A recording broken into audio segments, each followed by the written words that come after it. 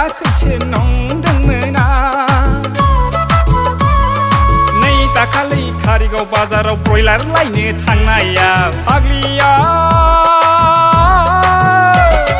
फिसाइजोंसो दखना दखाना मिनि बाला बाला हाजेव हाजेव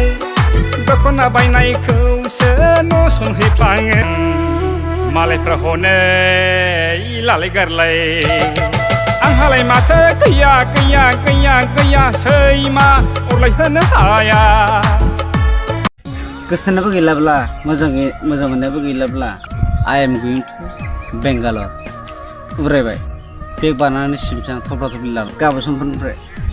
बाय बाय।